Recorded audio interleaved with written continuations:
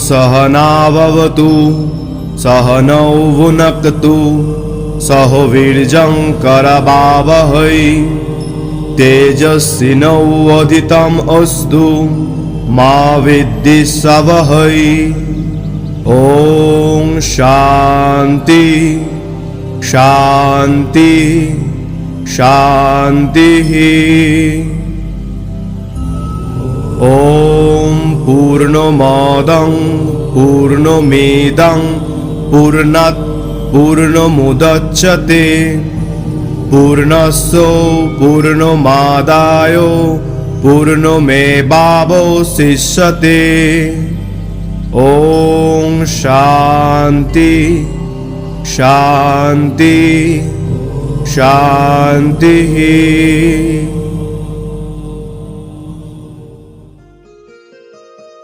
বৈদিক সাহিত্যের অন্তর্ভুক্ত গ্রন্থাবলীগুলি চারটি ভাগে বিভক্ত: সংহিতা, ব্রাহ্মণ, আরণ্যক ও উপনিষদ।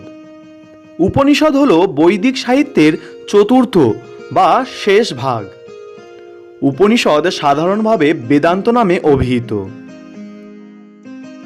ধর্ম প্ল্যানেটের আজকের আয়োজনে আমরা উপনিষদ সম্পর্কে জানব কি এই উপনিষদ, উপনিষদের অর্থ কি, কি আছে এই উপনিষদে, এবং আরও জানব 108টি উপনিষদের নাম কি কি।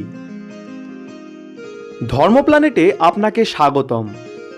ধর্ম প্ল্যানেটের ধর্ম সম্বন্ধীয় ভিডিওর নোটিফিকেশান সবার প্রথমে পেতে ধর্ম প্ল্যানেট চ্যানেলটিকে সাবস্ক্রাইব করে পাশে থাকা বেল আইকনটি ক্লিক করে দিন। আর যারা ইতিমধ্যেই ধর্ম প্ল্যানেট চ্যানেলটিকে সাবস্ক্রাইব করে নিয়েছেন তাদের জানাই অসংখ্য ধন্যবাদ। চলুন ভিডিওতে উপনিষদ সম্পর্কে জেনে নেওয়া যাক। উপনিষদ বেদের সম্পূর্ণরূপে একটি জ্ঞান। উপনিষদ হল বেদরূপ মহা অরণ্যের পুষ্পস্তবক। তিলের সার যেমন তৈল, দুগ্ধের সার যেমন ঘৃত, পুষ্পের সার যেমন মধু, তেমন বেদেরও সার হল বেদান্ত বা উপনিষদ। সাধারণভাবে উপনিষদ বলতে বোঝায় কোনো একটি সভাকে, অর্থাৎ সভার নাম ছিল উপনিষদ। উক্ত সভায় একজন গুরু থাকতেন। একটু ব্যবধান রক্ষা করে শিষ্যরা তাকে ঘিরে উপবেশন করতেন এবং তার কাছ থেকে ধর্মশিক্ষা লাভ করতেন। শিষ্য গুরুর নিকট উপবেশন করে এই বিষয়ে চর্চা করতেন বলেই তার নাম উপনিষদ। পণ্ডিত বাসুদেব শর্মা বলেছেন, উপ অর্থে গুরুর উপদেশ হতে লব্ধ, নি অর্থে নিশ্চিত জ্ঞান, সদ অর্থে যা জন্ম মৃত্যুর বন্ধনকে খণ্ডন করে। সুতরাং উপনিষদ হল গুরুর উপদেশ হতে লব্ধ যে নিশ্চিত জ্ঞান জন্ম মৃত্যুর বন্ধন খণ্ডন করে, তাকেই বলে উপনিষদ।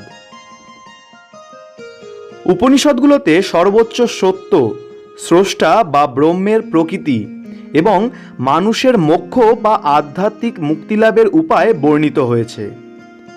উপনিষদগুলো মূলত বেদ পরবর্তী ব্রাহ্মণ ও আরণ্যক অংশের শেষ অংশে পাওয়া যায়। বেদের শেষ ভাগ বা অন্তে আছে বলেই উপনিষদের অপর নাম বেদান্ত।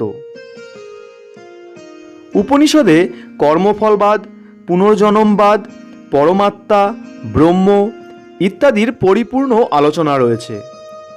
উপনিষদে যজ্ঞ বা পুজো বাদ দিয়ে মানুষের মুক্তির কথা ভাবা হয়েছে এবং কর্মফল অনুযায়ী জীবনে সুখ বা দুঃখ ভোগের তত্ত্ব উপনিষদে পাওয়া যায়। মৃত্যুর পরও মানুষ কর্মফল অনুযায়ী পরজন্মে ফল লাভ করে। মৃত্যুর পরই সবকিছু শেষ নয়, আত্মা পুনরায় কর্মফল অনুযায়ী জন্মগ্রহণ করে এবং পরে জীবাত্মা পরমাত্মায় লীন হয়ে যায়। আদি শঙ্করাচার্যের কঠ ও বৃহদারণ্যক উপনিষদ ভাষ্যে উপনিষদ শব্দের যে সংজ্ঞা পাওয়া যায় তাতে উপনিষদকে আত্মবিদ্যা বা ব্রহ্মবিদ্যা বলেও উল্লেখ করা হয়েছে। ব্রহ্ম ও আত্মা শব্দ দুটি উপনিষদে ব্যবহৃত সবচেয়ে গুরুত্বপূর্ণ দুটি শব্দ।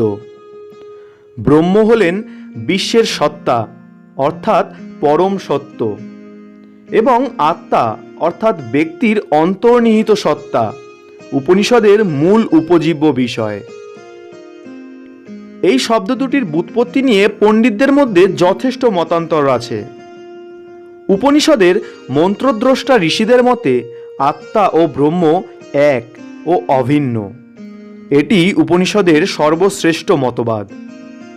তুমি যে সেই আত্মা তা জানাই হল উপনিষদের মূল বক্তব্য। ব্রহ্ম শব্দটি সম্ভবত ব্রো শব্দ থেকে এসেছে, যার অর্থ বৃহত্তম। ব্রহ্ম হলেন স্থান, কাল ও কার্যকারণের অতীত এক অখণ্ড সত্তা। তিনি অব্যয়, তিনি অনন্ত, চিরমুক্ত, শাশ্বত, তিনি অতীন্দ্রিয়। আত্মা বলতে বোঝায় জীবের অন্তর্নিহিত অমর সত্তাটিকে। ঐতরেয় উপনিষদে বলা হয়েছে প্রজ্ঞানং ব্রহ্ম, অর্থাৎ প্রজ্ঞানী হলেন ব্রহ্ম। বৃহদারণ্যক উপনিষদে বলা হয়েছে অহং ব্রহ্মাস্মি, অর্থাৎ আমি ব্রহ্ম। ছান্দোগ্য উপনিষদে বলা হয়েছে তত্ত্বমসি, অর্থাৎ তুমি সেই। আর মান্ডুক্য উপনিষদে বলা হয়েছে অয়মাত্মা ব্রহ্ম, অর্থাৎ এই আত্মাই ব্রহ্ম। এবার জানব উপনিষদের রচনাকাল এবং রচনার স্থান সম্পর্কে। উপনিষদ রচনার সঠিক তারিখ নিয়ে গবেষকদের মধ্যে যথেষ্ট মতবিরোধ আছে। তবে আনুমানিক 800 থেকে 500 অব্দের মধ্যে উপনিষদ রচিত হয়। ঐতিহাসিকদের মতে মুখ্য উপনিষদগুলি প্রাক বৌদ্ধ যুগ থেকে শুরু করে খ্রিস্টীয় প্রথম সহস্রাব্দের প্রথমার্ধ পর্যন্ত সুদীর্ঘ সময়কালের বিভিন্ন পর্বে রচিত হয়। অপরদিকে অপ্রধান উপনিষদগুলি মধ্যযুগ ও প্রাক আধুনিক যুগে রচনা। অবশ্য প্রতিটি উপনিষদের সঠিক রচনাকাল নিয়ে যথেষ্ট বিতর্ক রয়েছে। ব্রিটিশ কবি মার্টিন সেমর স্মিথ উপনিষদগুলিকে সর্বকালের 100টি সবচেয়ে প্রভাবশালী বইয়ের তালিকাভুক্ত করেছেন। এক একজন গবেষক বেদ ও উপনিষদের রচনাকাল সম্পর্কে ভিন্ন ভিন্ন মত পোষণ করেছেন। কোনো কোনো গবেষকের মতে বৃহদারণ্যক ও ছান্দোগ্য সবচেয়ে পুরনো উপনিষদ। এ দুটি প্রাক বৌদ্ধ যুগে রচিত। অন্যদিকে তৈত্তিরীয়, ঐতরেয় এবং কৈশিতকী উপনিষদে বৌদ্ধ প্রভাব লক্ষ্য করা যায়। তাই এগুলি খ্রিস্টপূর্ব 5ম শতাব্দীর পরবর্তীকালে রচিত বলেই অনুমান করা হয়। অন্যান্য মুখ্য উপনিষদগুলি খ্রিস্টপূর্ব 1ম সহস্রাব্দের শেষ ভাগে লেখা। ডুসেনের মতে প্রাচীনতম উপনিষদগুলি গদ্যে রচিত, কিন্তু তার এই মত অস্বীকার করেন রানাডে। তার মতে প্রাচীন উপনিষদগুলি পদ্যে রচিত, কয়েকটি মাত্র উপনিষদ শেষ দিকে গদ্যে লেখা হয়েছিল। আদি উপনিষদগুলির রচনাস্থল উত্তর ভারত। মোটামুটিভাবে আন্দাজ করা হয় এই অঞ্চলের পশ্চিম সীমায় রয়েছে সিন্ধু নদ, পূর্বে নিম্ন গাঙ্গেয় উপত্যকা, উত্তরে হিমালয় পর্বতমালা এবং দক্ষিণে বিন্ধ্য পর্বতমালা। কুরু পাঞ্চাল, কোশল বিদেহ এবং তার পূর্ব ও দক্ষিণের সন্নিহিত অঞ্চল ছিল ব্রাহ্মণ্য সনাতন ধর্মের মূল কেন্দ্র। এখানেই উপনিষদ রচিত হয়েছিল। সম্প্রতিকালে প্রতিটি উপনিষদের সঠিক রচনাস্থল নিয়ে অনুসন্ধান চালানো হয়েছে, কিন্তু সেই কাজ এখনও শেষ হয়নি। উইটজেল মনে করেন বৃহদারণ্যক উপনিষদের রচনাস্থল বিদেহ, কারণ এখানকার রাজা জনক এই উপনিষদের একজন মুখ্য চরিত্র। তাছাড়া এই উপনিষদের অন্যতম মুখ্য চরিত্র যাজ্ঞবল্ক্য ছিলেন জনকের রাজ পণ্ডিত। কুরু পাঞ্চাল রাজ্যের কেন্দ্রস্থলের ব্রাহ্মণরা এই অঞ্চলটিকে শ্রেষ্ঠ ধর্মতত্ত্ববিদ ও সাহিত্যিকদের বাসস্থান বলে উল্লেখ করেছেন, কারণ এই অঞ্চলই ছিল উত্তর বৈদিক যুগের ধর্মের প্রাণকেন্দ্র। বৃহদারণ্যক উপনিষদের তৃতীয় ও চতুর্থ অধ্যায়ের পটভূমি সম্ভবত এটাই প্রমাণ করতে চেয়েছে যে বিদেহর যাজ্ঞবল্ক্য কুরু ও পাঞ্চালের শ্রেষ্ঠ তাত্ত্বিকদের তর্কে পরাস্ত করেছিলেন। হয়তো এখানে শিক্ষাকেন্দ্র হিসাবে বিদেহের উত্থানের একটি ইঙ্গিত রয়েছে। ছান্দোক্য উপনিষদের রচনাস্থল সম্ভবত আরও পশ্চিমের কোনো অঞ্চল, সম্ভবত কুরু পাঞ্চালের পশ্চিম অঞ্চলে। কুরু পাঞ্চালের বিশিষ্ট তাত্ত্বিক উদ্দালক আরুণির সম্পর্কে নেতিবাচক কিছু কথা পাওয়া যায় বৃহদারণ্যক উপনিষদে, কিন্তু ছান্দোগ্য উপনিষদে তিনিই প্রধান চরিত্র। মুখ্য উপনিষদগুলির সঙ্গে তুলনা করলে মুক্তিকা উপনিষদে যেসব নতুন উপনিষদের নাম পাওয়া যায় সেগুলি সম্পূর্ণ নতুন এলাকায় লেখা, সম্ভবত দক্ষিণ ভারতে, আর এগুলি তুলনামূলকভাবে অনেক পরবর্তীকালের। ডক্টর সর্বপল্লী রাধাকৃষ্ণন দাবি করেন, প্রায় প্রতিটি উপনিষদই বহু বছর ধরে গুপ্ত অবস্থায় সংরক্ষিত ছিল। এগুলি শ্লোকের আকারে মুখে মুখে প্রচলিত ছিল, তাই মূল রচনা থেকে বর্তমানে প্রাপ্ত পাঠ কতটা ভিন্ন তা আর ধরার উপায় নেই। নতুন উপনিষদের অনেকগুলি মধ্য ও প্রাক আধুনিক যুগে রচিত। 1926 সাল পর্যন্ত নতুন উপনিষদগুলি আবিষ্কৃত হয়েছে। 1656 সালে রচিত মুক্তিকা উপনিষদে 108টি প্রধান উপনিষদের নাম আছে। এই উপনিষদটি নিজেকেও প্রধান উপনিষদের তালিকাভুক্ত করেছে, যদিও উপনিষদ নামধারী একাধিক বইয়ের রচনাকাল বিংশ শতাব্দী। এগুলির মধ্যে অনেকগুলির সঙ্গে আবার বৈদিক দর্শনের কোনো যোগই নেই। নতুন উপনিষদগুলি মুখ্য উপনিষদগুলিকে অনুকরণ করে লেখা।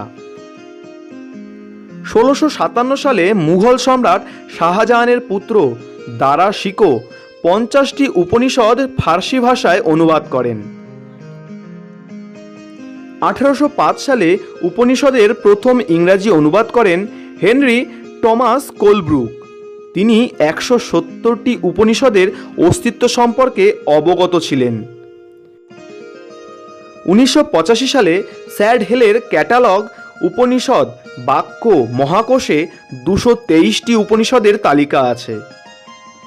উপনিষদগুলিতে রচয়িতার নাম উল্লেখ করা হয়নি, শুধু যাজ্ঞবল্ক্য, উদ্দালক প্রমুখ ঋষির নাম আছে। কয়েকজন ঋষিকা অর্থাৎ মহিলা ঋষিরও নাম আছে।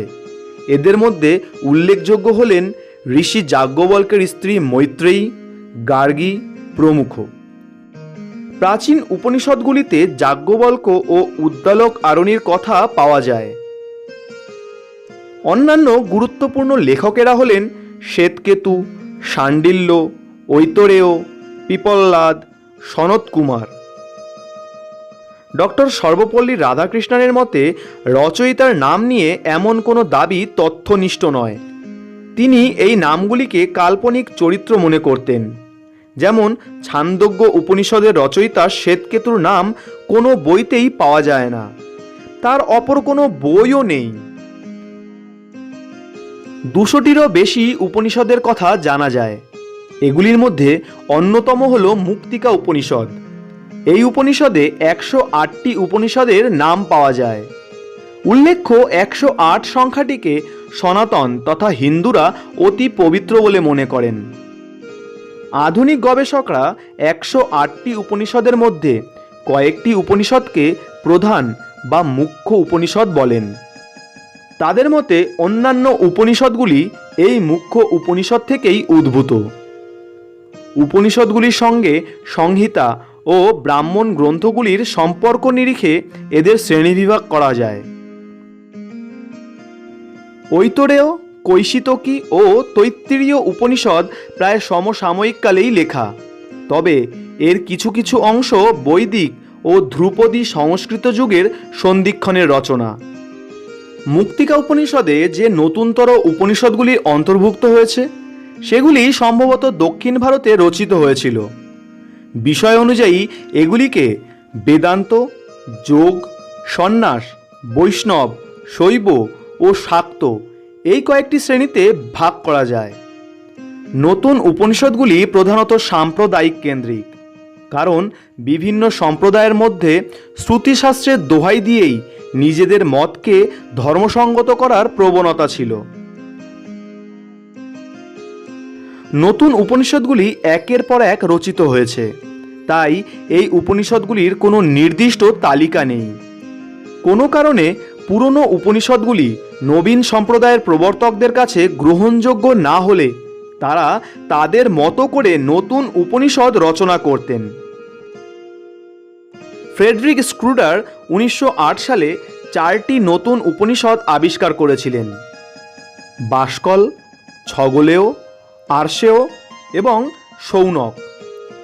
তিনি এগুলিকে প্রথম গদ্যে রচিত উপনিষদগুলির সমসাময়িক বলে দাবি করেছিলেন। ছগলেয়, আর্ষেয় ও শৌনক উপনিষদের পুঁথি খণ্ডিত ও অবহেলিত, তবে এগুলির ফার্সি ল্যাটিন অনুবাদের সাহায্যে এগুলিকে উদ্ধার করা সম্ভব। শাক্ত উপনিষদগুলিতে মূলত তান্ত্রিক শাক্তবাদের শ্রীবিদ্যা উপাসনা শাখা দুটির প্রধান সম্প্রদায়ের মতবাদগত ও ব্যাখ্যাগত পার্থক্য আলোচিত হয়েছে। প্রামাণ্য শাক্ত উপনিষদের সংখ্যাও অনেক। এগুলি রচয়িতার সম্প্রদায়ের দৃষ্টিকোণ থেকে লেখা, তাই এগুলির ব্যাখ্যা সঠিক কিনা বা তান্ত্রিক ঐতিহ্যের এদের কী স্থান ছিল তা জানা যায় না। তাছাড়া এগুলির মধ্যে যে তান্ত্রিক উপাদান রয়েছে তা তন্ত্র বহির্ভূত ক্ষেত্রে উপনিষদ হিসাবে এগুলির পরিচিতিকেই শুধু খর্ব করেনি, বরং শ্রুতিশাস্ত্র হিসাবে এগুলির প্রামাণ্যতাকেও হ্রাস করেছে। মুখ্য উপনিষদগুলিকে তাদের রচনাকাল অনুযায়ী সাজানো হয়েছে। প্রাচীন উপনিষদগুলির মধ্যে বৃহদারণ্যক ও ছান্দোগ্য উপনিষদ দুটি সবচেয়ে পুরনো ও সবচেয়ে গুরুত্বপূর্ণ। বৃহদারণ্যক প্রথমে লেখা, তবে এর কিছু অংশ ছান্দোগ্য উপনিষদের পরে রচিত হয়েছে। ঈশ্বরগীতা, শিবগীতা, ভগবদ্গীতা ও ব্রহ্মসূত্রের সঙ্গে মুখ্য উপনিষদগুলি পরবর্তীকালে একাধিক বৈদান্তিক দার্শনিক গোষ্ঠীর ভিত্তি স্থাপন করে। এ কারণেই ঈশ্বরগীতা, শিবগীতা ও ব্রহ্মসূত্র এই তিনটি শাস্ত্র একত্রে প্রস্থানত্রয়ী নামে পরিচিত। বৃহদারণ্যক উপনিষদ ও ছান্দোগ্য উপনিষদ সবচেয়ে গুরুত্বপূর্ণ মুখ্য উপনিষদ। এই দুটি উপনিষদ ঔপনিষদ দর্শনের দুটি প্রধান শাখার প্রতিনিধি। বৃহদারণ্যক উপনিষদে নিষ্প্রপঞ্চ বা জগতের অতীত বিষয়গুলি নিয়ে আলোচনা করা হয়েছে, আর ছান্দোগ্য উপনিষদে স্বপ্রপঞ্চ বা জাগতিক বিষয়গুলি নিয়েই আলোচনা করা হয়েছে। এ দুটির মধ্যে বৃহদারণ্যক উপনিষদ প্রাচীনতর। সনাতন তথা হিন্দুদের কাছে যে প্রতীকটি পবিত্রতম, সেই নাদ ব্রহ্মরূপী ওং এর প্রথম বিস্তারিত ব্যাখ্যা পাওয়া যায় এই উপনিষদে। ওং শান্তি শান্তি শান্তি, 3 বার শান্তি উচ্চারিত হয়েছে, অর্থাৎ ওং ত্রিবিধ বিঘ্নের শান্তি হোক। ত্রিবিধ বিঘ্ন বলতে বোঝায় 1. আধ্যাত্মিক বা রোগ ইত্যাদি শারীরিক বা মানসিক বিপদকে, 2. আধিদৈবিক বা আকস্মিক দুর্ঘটনা ইত্যাদি দৈব বিপদকে, এবং 3. আদি ভৌতিক অর্থাৎ হিংস্র প্রাণীদের দ্বারা কৃত অনিষ্টকে। এই মন্ত্রটি উপনিষদে বারবার দেখা যায়। উপনিষদে ভক্তিযোগের পত্রের উপর বিশেষ গুরুত্ব দেওয়া হয়নি, তবে পরবর্তীকালে শিবগীতা, ঈশ্বরগীতা, ভগবদ্গীতা ইত্যাদি ধর্মগ্রন্থে অবশ্য এই পথটি ঈশ্বর উপাসনার অন্যতম প্রধান পথ হয়ে উঠেছে। ঐতরেয়, কৌশিতকী, মুন্ডক, প্রশ্ন ও কট উপনিষদে বৌদ্ধ প্রভাব আছে বলে মনে করা হয়। সেক্ষেত্রে এগুলির রচনাকাল খ্রিস্টপূর্ব 5ম শতাব্দীর পরে হওয়াই স্বাভাবিক। কেন, মান্ডুক্য ও ঈশোপনিষদ সম্পর্কেও একই কথা বলা হয়। এগুলি অবশ্য খ্রিস্টীয় 1ম অথবা 2য় শতাব্দীর রচনা। মুখ্য উপনিষদগুলি চার বেদের কোনো না কোনো শাখার সঙ্গে যুক্ত। বেদের বহু শাখা ছিল বলে জানা যায়, কিন্তু তার মধ্যে অল্প কয়েকটি আজ টিকে আছে। নতুন উপনিষদগুলির সঙ্গে বৈদিক সাহিত্যের যোগ বিশেষ নেই বললেই চলে। ভাষার দিক থেকেও এই উপনিষদগুলি মুখ্য উপনিষদ থেকে অনেক আলাদা। নতুন উপনিষদগুলিতে ভাবের সূক্ষ্মতা কম, এগুলি অনেক বেশি প্রথানুগ, ফলে পাঠকের কাছেও তা সহজবোধ্য। এবার জানব কয়েকটি উপনিষদ, সেগুলি কোন বেদের কোন শাখার সঙ্গে যুক্ত। ঐতরেয় এবং কৌশিতকী উপনিষদ ঋগ্বেদের সকল শাখার সাথে যুক্ত। ছান্দোগ্য উপনিষদ সামবেদের কৌথুম শাখার সাথে যুক্ত। কেন উপনিষদ সামবেদের জৈমিনীয় শাখার সাথে যুক্ত। কঠ উপনিষদ কৃষ্ণ যজুর্বেদের কঠ শাখার সাথে যুক্ত। তৈত্তিরীয় ও শ্বেতাশ্বেতর উপনিষদ কৃষ্ণ যজুর্বেদের তৈত্তিরীয় শাখার সাথে যুক্ত। মৈত্রায়নী উপনিষদ কৃষ্ণ যজুর্বেদের মৈত্রায়নী শাখার সাথে যুক্ত। ঈশ উপনিষদ ও বৃহদারণ্যক উপনিষদ শুক্ল যজুর্বেদের বাজসনীয় মধ্যমদিন শাখার সাথে যুক্ত। মান্ডুক্য ও মুন্ডক উপনিষদ অথর্ববেদের শৌনক শাখার সাথে যুক্ত। প্রশ্ন উপনিষদ অথর্ববেদের পৈপল্লাদ শাখার সাথে যুক্ত।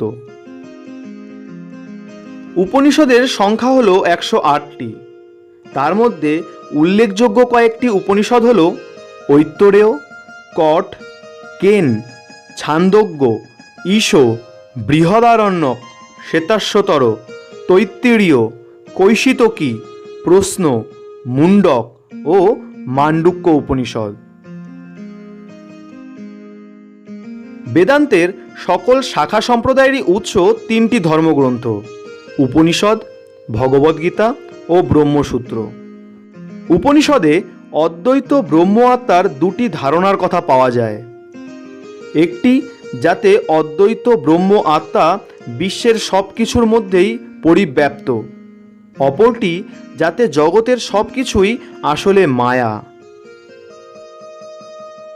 বেদান্তের তিনটি প্রধান শাখা সম্প্রদায় হল অদ্বৈত, দ্বৈত ও বিশিষ্টাদ্বৈত। বেদান্তের অন্যান্য উপনিষদ কেন্দ্রিক শাখা সম্প্রদায়গুলি হল শ্রী নিম্বার্কের দ্বৈতাদ্বৈত, শ্রী বল্লভের শুদ্ধাদ্বৈত ও শ্রী চৈতন্যদেবের অচিন্ত ভেদাভেদ।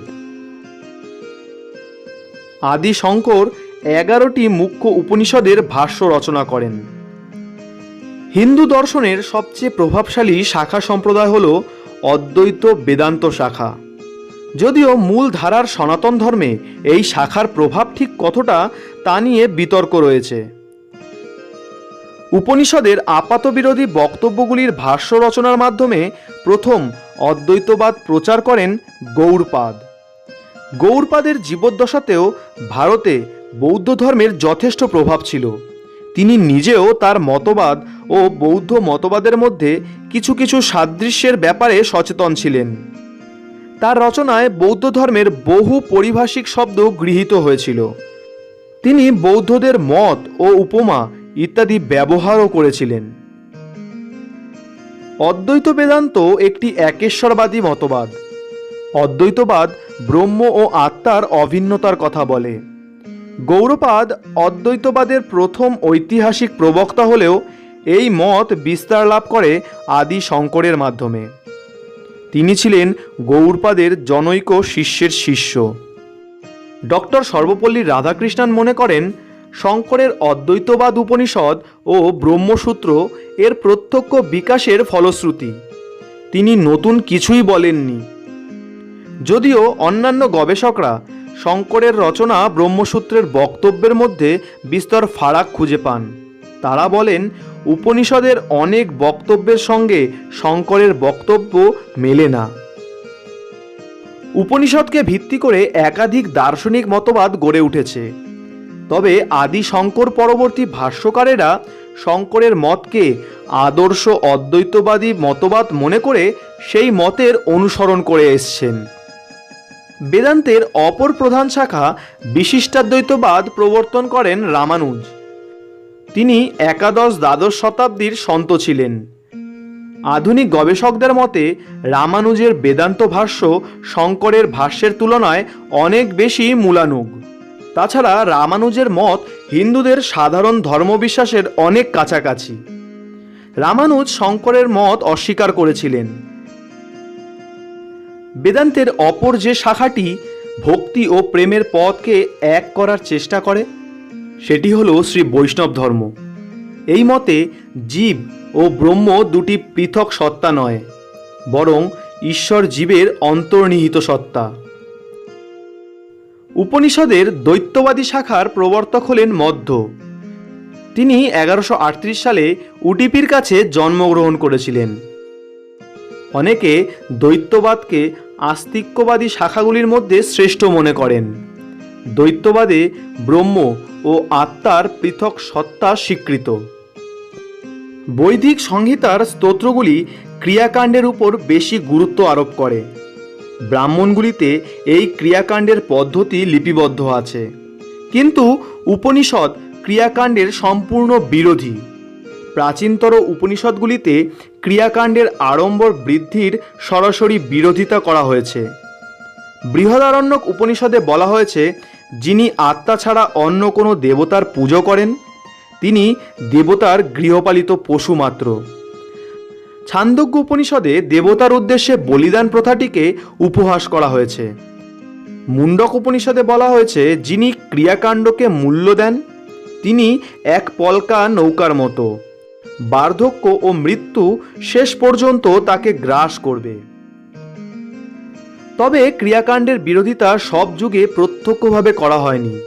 কখনো কখনো উপনিষদগুলি আরণ্যকের বিধিগুলিকে পরিবর্ধিত করে ক্রিয়াকাণ্ডকে রূপকে পরিণত করেছে এবং তার একটি দার্শনিক ব্যাখ্যাও দিয়েছে।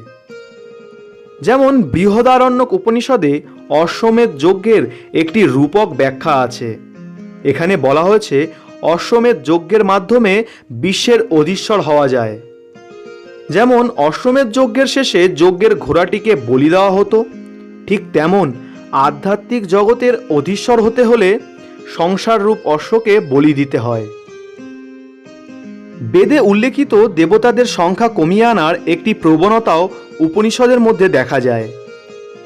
যাজ্ঞবল্ক্যকে যখন জিজ্ঞাসা করা হয়েছিল মোট কতজন দেবতা আছেন, তিনি উত্তরে সংখ্যা কমাতে কমাতে বলেন 33, 6, 3, 2, 1.5 এবং শেষে 1। রুদ্র, বিষ্ণু, ব্রহ্মা প্রভৃতি বৈদিক দেবতাগণ উপনিষদের সর্বোচ্চ ও গুণাতীত ব্রহ্মের অধীনস্থ। এমনকি কৌশিতকী উপনিষদে ইন্দ্র ও ব্রাহ্মণের সর্বোচ্চ দেবতা প্রজাপতিকে ব্রহ্মের দারোয়ান বলা হয়েছে। সংক্ষেপে বললে বেদের একেশ্বর একং সৎ, এটি উপনিষদের একেশ্বর একমেবাদ্বিতীয়মে পরিণত হয়েছে। এবার জানব মুক্তিকা উপনিষদে উল্লেখিত 108টি উপনিষদের নাম।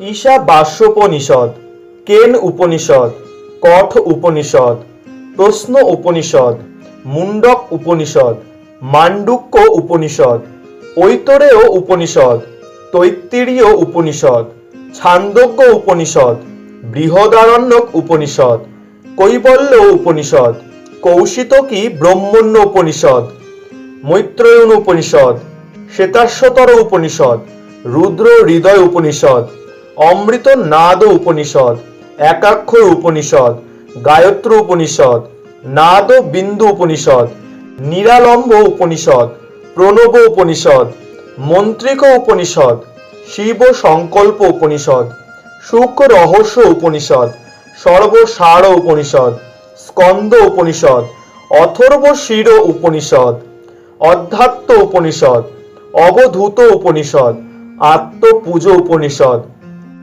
আত্মবোধ উপনিষদ, আত্মোপনিষদ, আরণ্য উপনিষদ, আশ্রম উপনিষদ, কঠ রুদ্র উপনিষদ, কুণ্ডিক উপনিষদ, খুরিক উপনিষদ, জাবালো দর্শন উপনিষদ, জাবালো উপনিষদ, জাবাল্লু উপনিষদ, তুরিয়াতীত উপনিষদ, দয় উপনিষদ, নারদ পরিব্রাজক উপনিষদ, নির্বাণ উপনিষদ, পঞ্চব্রহ্ম উপনিষদ, পরমহংস পরিব্রাজক উপনিষদ, পরমহংস উপনিষদ, পৈঙ্গল উপনিষদ, ব্রহ্মবিন্দু উপনিষদ, ব্রহ্মবিদ্য উপনিষদ, ব্রহ্ম উপনিষদ, ভিক্ষুক উপনিষদ, মণ্ডল ব্রাহ্মণ উপনিষদ, মহাবাক্য উপনিষদ, মৈত্রেয়ী উপনিষদ, যাজ্ঞবল্ক উপনিষদ, যোগ তত্ত্ব উপনিষদ, বজ্র সূচিক উপনিষদ, শারীরক উপনিষদ, সন্ন্যাস উপনিষদ, সুবাল উপনিষদ, স্বয়ং বেদ্য উপনিষদ, হংস উপনিষদ, অক্ষ মালিক উপনিষদ, অক্ষুপনিষদ, অদ্বয় তারক উপনিষদ, কলি সন্তরণ উপনিষদ, কালাগ্নি রুদ্র উপনিষদ, কৃষ্ণ উপনিষদ, গণপত্য উপনিষদ, গরুর উপনিষদ, গায়ত্রী রহস্য উপনিষদ, গোপাল পূর্বতাপিন্য উপনিষদ, চতুর্বেদ উপনিষদ, চাক্ষুষ উপনিষদ, তুলস্য উপনিষদ, ত্রিপুর উপনিষদ, ত্রিশিখ ব্রাহ্মণ উপনিষদ, দক্ষিণামূর্ত উপনিষদ, দেব্য উপনিষদ, ধ্যান বিন্দু উপনিষদ, নারায়ণ উপনিষদ, নীল রুদ্র উপনিষদ, নৃসিংহ পূর্বতাপিন্য উপনিষদ, নৃসিংহ ষট চক্র উপনিষদ, পাশুপদ ব্রাহ্মণ উপনিষদ, প্রাণাগ্নি হোত্র উপনিষদ, বহবৃচ উপনিষদ, ভাবন উপনিষদ, মহ উপনিষদ, যোগ কুণ্ডল্য উপনিষদ, যোগ চূড়ামণ্য উপনিষদ, যোগ রাজ উপনিষদ, রাধ উপনিষদ, রাম পূর্বতাপিন্য উপনিষদ, রুদ্রাক্ষ জাবাল উপনিষদ, রুদ্র উপনিষদ, লাঙ্গুল উপনিষদ, সরভ উপনিষদ, সরস্বতী রহস্য উপনিষদ, সাবিত্র উপনিষদ, শীত উপনিষদ, সূর্য উপনিষদ, সৌভাগ্য লক্ষ্য উপনিষদ, মুদ্গল উপনিষদ, পরব্রহ্ম উপনিষদ, সাট্টায়নীয় উপনিষদ, শাণ্ডিল্য উপনিষদ। তবে এর মধ্যে সব থেকে উল্লেখযোগ্য উপনিষদগুলি হল ঈশোপনিষদ, ছান্দোগ্য উপনিষদ, বৃহদারণ্যক উপনিষদ, ঐত্তরেয় উপনিষদ, তৈত্তিরীয় উপনিষদ, প্রশ্নোপনিষদ, কেন উপনিষদ, কঠ উপনিষদ, মুন্ডক উপনিষদ, মান্ডুক্য উপনিষদ, কৌশিতকী উপনিষদ, মৈত্রী উপনিষদ ও শ্বেতাশ্বতর উপনিষদ। এবার মুখ্য কয়েকটি উপনিষদ সম্পর্কে সংক্ষেপে জানব। প্রথমেই জানব শ্বেতাশ্বেতর উপনিষদ সম্পর্কে। শ্বেতাশ্বেতর উপনিষদ হল যজুর্বেদের অন্তর্গত একটি প্রাচীন উপনিষদ। মুক্তিকা উপনিষদ গ্রন্থে উল্লেখিত 108টি উপনিষদের তালিকায় এই গ্রন্থটির ক্রমিক সংখ্যা 14। এই উপনিষদে 6টি অধ্যায়ে 113টি মন্ত্র বিধৃত আছে। শ্বেতাশ্বেতর উপনিষদ তৈত্তিরীয় শাখার 33টি উপনিষদের অন্যতম তথা যজুর্বেদীয় চরক কট শাখার অন্তর্গত শ্বেতাশ্বেতর শাখার সঙ্গে যুক্ত। যজুর্বেদের দুটি ভাগ, কৃষ্ণ অর্থাৎ অবিন্যস্ত বহুবর্ণ যজুর্বেদ এবং শুক্ল অর্থাৎ সুবিন্যস্ত যজুর্বেদ। শ্বেতাশ্বেতর উপনিষদ কৃষ্ণ যজুর্বেদের সঙ্গে যুক্ত। অন্যদিকে শুক্ল যজুর্বেদের সঙ্গে যুক্ত উপনিষদগুলি হল বৃহদারণ্যক উপনিষদ ও ঈশোপনিষদ। শ্বেতাশ্বেতর উপনিষদের সঠিক রচনাকাল নিয়ে গবেষকদের মধ্যে বিতর্ক রয়েছে। তবে সাধারণভাবে এই বিষয়ে তারা একমত যে এটি উপনিষদ রচনার শেষ পর্বে রচিত। গ্রন্থের শেষাংশে শ্বেতাশ্বেতর নামে এক ঋষির নাম উল্লেখ পাওয়া যায়। তাকেই এই উপনিষদটির দ্রষ্টা মনে করা হয়। যদিও গবেষকরা মনে করেন যে গ্রন্থটির কোনো কোনো অংশে কোনো এক ব্যক্তির রচনাশৈলীর ছাপ থাকলেও মন্ত্র ও অন্যান্য অংশগুলি বিভিন্ন যুগ পর্যায়ে প্রক্ষিপ্ত ও পরিবর্ধিত হয়েছিল। বর্তমানে উপনিষদটির যে পাঠ পাওয়া যায় তা একাধিক লেখকের রচনা। এবার জানব বৃহদারণ্যক উপনিষদ সম্পর্কে। বৃহদারণ্যক উপনিষদ হল অন্যতম প্রাচীন মুখ্য উপনিষদ। এটি শুক্ল যজুর্বেদের সঙ্গে যুক্ত। মুক্তিকা উপনিষদে যে 108টি উপনিষদের তালিকা পাওয়া যায় তাতে এই উপনিষদের স্থান দশম। খ্রিস্টপূর্ব 500 অব্দ নাগাদ রচিত হয় এই উপনিষদ। এটি শতপথ ব্রাহ্মণের অন্তর্গত। এটি প্রাচীনতম উপনিষদ হলেও এর কোনো কোনো অংশ ছান্দোগ্য ও জৈমিনীয় উপনিষদ ব্রাহ্মণের পরবর্তীকালে লেখা। আদি শঙ্কর এই উপনিষদের একটি প্রসিদ্ধ ভাষ্য রচনা করেছিলেন। এবার জানব ছান্দোগ্য উপনিষদ সম্পর্কে। ছান্দোগ্য উপনিষদ হল অন্যতম মুখ্য উপনিষদ। ছান্দোগ্য জৈমিনীয় উপনিষদ ব্রাহ্মণ ও বৃহদারণ্যক উপনিষদ হল প্রাচীনতম উপনিষদ। মুক্তিকা উপনিষদে যে 108টি উপনিষদের তালিকা পাওয়া যায় তাতে এই উপনিষদের স্থান নবম। এটি 10 অধ্যায়ের ছান্দোগ্য ব্রাহ্মণের অংশ। ছান্দোগ্য ব্রাহ্মণের প্রথম দুটি অংশ যজ্ঞ ও উপাসনার অন্যান্য পদ্ধতি সংক্রান্ত। বাকি 8টি অধ্যায় ছান্দোগ্য উপনিষদ নামেই পরিচিত। ছান্দোগ্য উপনিষদ বৈদিক সংস্কৃতের ব্রাহ্মণ যুগের রচনা। 300 খ্রিস্টপূর্বাব্দের আগে, সম্ভবত খ্রিস্টপূর্ব 8ম থেকে 7ম শতকে। ছান্দোগ্য উপনিষদ সামবেদের কৌথুম শাখার অন্তর্গত। বৃহদারণ্যক ও ছান্দোগ্য উপনিষদ দুটি প্রাচীন বেদান্ত দর্শনের অন্যতম ভিত্তি। ব্রহ্মসূত্র গ্রন্থে এই উপনিষদ থেকে একাধিক উদ্ধৃতির ব্যবহার এর গুরুত্ব প্রমাণ করে। এবার জানব কঠ উপনিষদ সম্পর্কে। কঠ উপনিষদ হল অন্যতম মুখ্য বা প্রধান একটি উপনিষদ। এই উপনিষদটি যজুর্বেদের কঠ শাখার শেষ 8টি ক্ষুদ্র অংশের মধ্যে নিহিত রয়েছে। এই উপনিষদ কঠ উপনিষদ নামেও পরিচিত। মুক্তিকা উপনিষদে যে 108টি উপনিষদের তালিকা পাওয়া যায় তাতে এই উপনিষদের ক্রমিক সংখ্যা হল তৃতীয়। কঠ উপনিষদ দুটি অধ্যায়ে বিভক্ত। প্রত্যেকটি অধ্যায় আবার 3টি করে বল্লী বা অংশে বিভক্ত। এই উপনিষদটি হল ঋষি বাজশ্রবসের পুত্র নচিকেতা ও হিন্দু মৃত্যু দেবতা যমের সাক্ষাৎকারের কিংবদন্তি উপাখ্যান। তাদের কথোপকথনের মধ্য দিয়েই মানব প্রকৃতি, জ্ঞান, আত্মা ও মোক্ষ সংক্রান্ত বিষয়গুলি উঠে আসে। কঠ উপনিষদ গ্রন্থের কালক্রম অস্পষ্ট ও বিতর্কিত।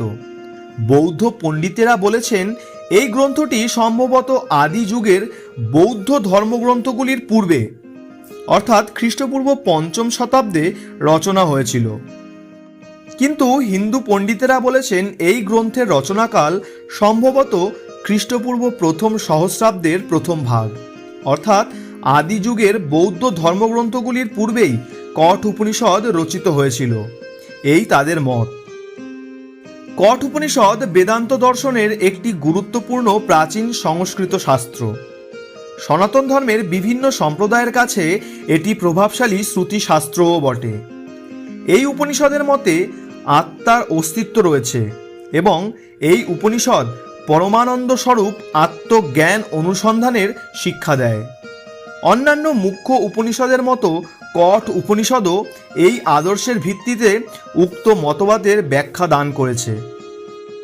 এই উপনিষদের মাধ্যমেই হিন্দু ও বৌদ্ধ দর্শনের মধ্যে যে পার্থক্য তার স্পষ্ট রূপ নিয়েছে। কারণ বৌদ্ধ ধর্মের শিক্ষা অনুসারে আত্মার অস্তিত্ব নেই এবং বৌদ্ধ ধর্ম শিক্ষা দেয় পরমানন্দ স্বরূপ শূন্যতারই অনুসন্ধান করা মানবের কর্তব্য। কঠ উপনিষদ গ্রন্থের বিস্তারিত শিক্ষাবলীর বিভিন্ন ব্যাখ্যা পাওয়া যায়। আদি শঙ্কর প্রমুখ অদ্বৈতবাদী ধর্মগুরুরা যেমন মূল বৈদান্তিক মত অনুসরণ করে এই উপনিষদটিকে ব্যাখ্যা করেছেন, তেমনি পরবর্তীকালে দ্বৈতবাদী পণ্ডিতেরাও সাংখ্য মত অনুসারে এই উপনিষদের পৃথক ব্যাখ্যা উপস্থাপন করেছেন। কঠ উপনিষদ সর্বাধিক পঠিত ও চর্চিত উপনিষদগুলির অন্যতম। খ্রিস্টীয় 1700 শতাব্দীর এই উপনিষদটি ফার্সি ভাষায় অনুদিত হয়। এই অনুবাদ অবলম্বনে পরবর্তীকালে এই উপনিষদটি ল্যাটিন ভাষায় অনুদিত হয় এবং সমগ্র ইউরোপে বিতরিত হয়। ম্যাক্স মুলার ও অন্যান্য গবেষকগণ এই উপনিষদটি অনুবাদ করেছিলেন।